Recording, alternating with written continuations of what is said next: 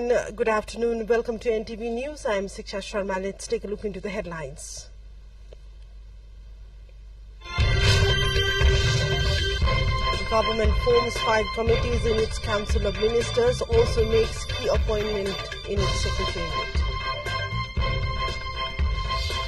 Divers find 21 bodies from Trishuli River as they dare search amid high tides and limited equipment. Boy missing following floods in Jajapur. Violence flared in Bangladesh over job quotas protest. At least 32 people killed in days of unrest. And Nepali is facing our rival UAE in the opening match of the ACC Women's T20 Asia Cup today. Aims to make a first win at the tournament.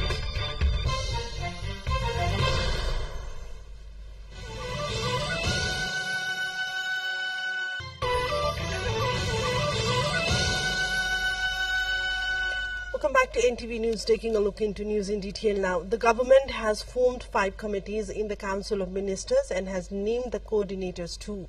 A meeting of the Council of Ministers held on Thursday constituted the political, administration, economic, infrastructure, legislation and social committees. According to the government spokesperson and Minister of Communications and Information Technology, Prithvi Subba Gurung, the coordinators of the committees have been named on the basis of their areas of scope. Deputy Prime Minister and Minister for Urban Development Prakash Man Singh was named the coordinator of the political committee, while Deputy Prime Minister and Minister for Finance Bishnu Prasad Paudel would lead the Economic Infrastructure Committee. Likewise, Minister Gurung is named the coordinator of the Administration Committee.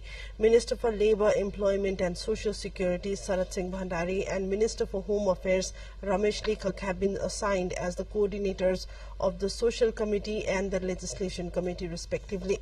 Furthermore, Vishnu Rimal was appointed the Chief Political Advisor of the Prime Minister and Dr. Yuvraj Khatiwada as the Economic Advisor. Spokesperson Gurung said that the Cabinet meeting has approved the participation of the Secretary of the Ministry of Culture, Tourism and Civil Aviation, Dr. Ganesh Prasad Pandey, in the 46th session of the UNESCO World Heritage Committee to be held in New Delhi from July the 21.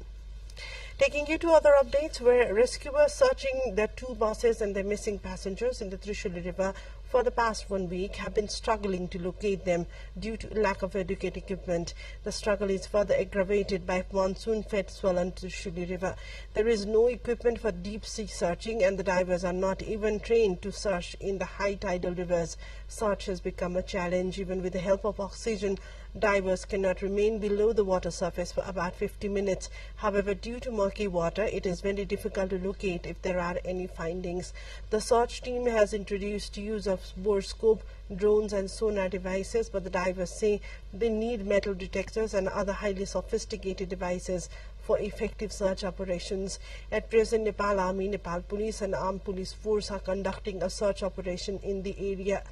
The exact number of passengers traveling in the buses has not been ascertained yet. However, it is estimated that nearly 65 passengers were on board the 2 buses, but 3 had swum to safety. 21 bodies have been recovered so far from the areas downstream. Of them, 14 are identified. 2 buses traveling on the Narayangarh-Mugling road were hit by a landslide last week, and they fell into the river, leaving buses and dozens of passengers missing. Vehicular movement in the Kaligandaki corridor, which was blocked for the past 2 weeks, has resumed from today. Traffic along the road was obstructed since July 5 following a landslide at Dablyang in Baglung Municipality 10. A section of the road was swept away in the landslide, completely halting the vehicular movement in Kaligandaki corridor, one of the national pride projects. The District Police Office Baglung stated that the Kaligandaki corridor constructed a gabion to repair the damaged road section. Vehicles to and from Baglung, Butual, Bhairahava and Muktinath had remained off the road for 2 weeks due to the obstruction. As many as 125 people have so far lost their lives to different disaster-related incidents, including floods and landslides occurred in several parts of the country due to incessant rain since last June 10. According to Nepal Police spokesperson Deputy Inspector General Dan Bahadur Karki, 125 people have died in the disaster, including 2 in Kathmandu, 22 in Koshi, 5 in Madhesh, 20 in Bagmati, 38 in Gandaki, 23 in Lumbini, and 7 in Karnataka province and 8 in the Sudur Paschim. A total of 182 houses have been inundated due to floods. As many as 222 houses, 80 cowsheds, 43 bridges, and a school and 2 government offices were damaged during the disaster. International news follows up on the other side. Do stay with us.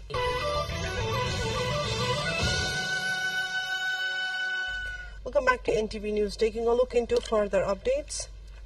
Telecommunications were widely disrupted in Bangladesh on Friday amid violent student protest against quotas for government jobs, in which nearly 24 people have been killed this week. French news agency AFP reported that the death toll in Thursday's violence had risen to 32. On the other side, Reuters had reported that 13 people were killed, adding to 6 deaths earlier in the week, and could not immediately verify the higher number. Authorities had cut some mobile services on Thursday to try to quell the unrest, but the disruption spread across the country on Friday morning.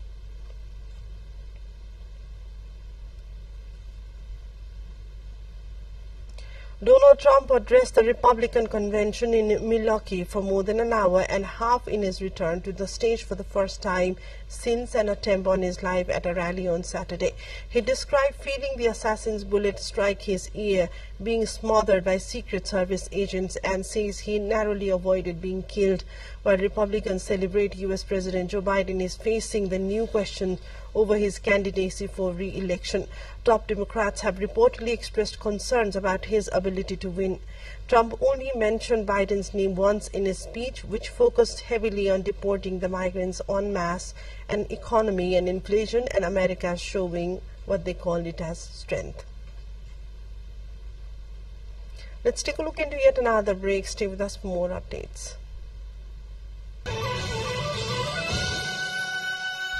Welcome back to NTV News. Towards other developments, where people celebrate as Mexico City lawmakers approve new penalties for the murders of transgender people with prison sentences up to 70 years. The changes, which were promoted by the ruling Morena party, were passed by 45 votes to 1, the capital's legislature said on social media platform X. Transgender people gathered outside the Mexico City legislature to celebrate the approval of the reforms known as the Paola Bine Rostro law in memory of a murdered transgender woman. Mexico City is the second of the country's 32 states to criminalize transfemicide.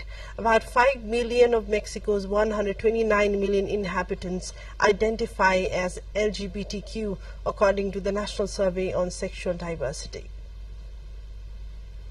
Migration through the Darien Gap, which separates Colombia and Panama, has seen a notable decline this month.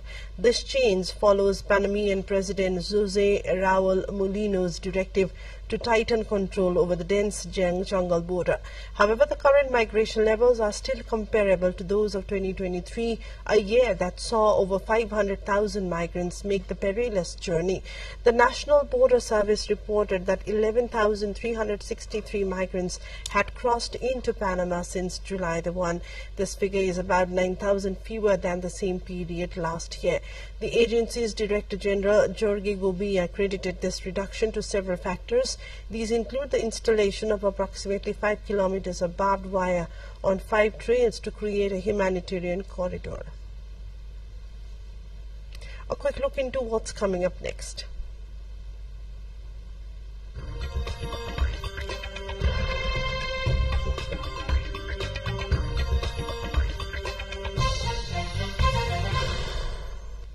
Coral reefs worldwide are undergoing a 4th recorded mass bleaching event due to the climate crisis, pushing ocean temperatures to unprecedented levels.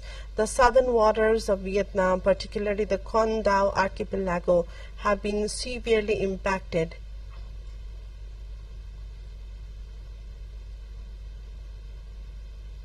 In the past 2 months, approximately 800 hectares of coral in Con Dao have been bleached, with some areas experiencing up to a 70% bleaching rate. Con Dao National Park and researchers are urgently assessing the impact of this phenomenon on the marine ecosystem. Taking a look into what's in sports.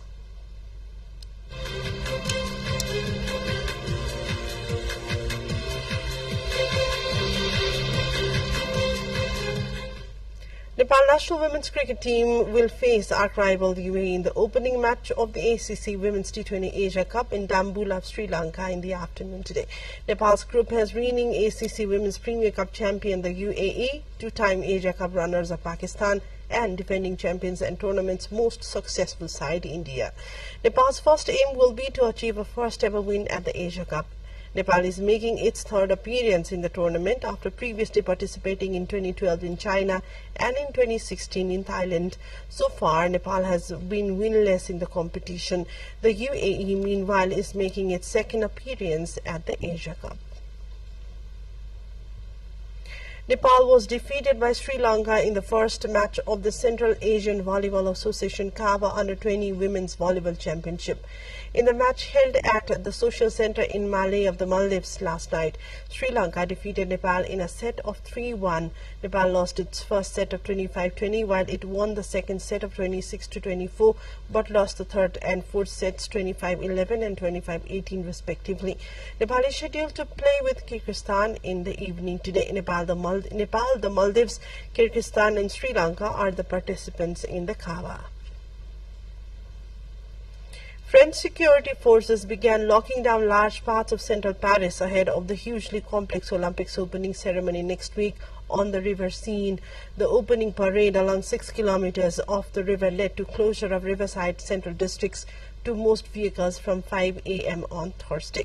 Meanwhile, the athletes' village for the Paris Olympics and Paralympics officially opened and welcomed its first inhabitants on Thursday. The village to the north of Paris will house nearly 14,500 people, including 9,000 athletes at its peak. 8 days before the opening ceremony, the first team members to arrive were from Australia and Brazil. This brings us to the end of the bulletin. A reminder of the top stories so far.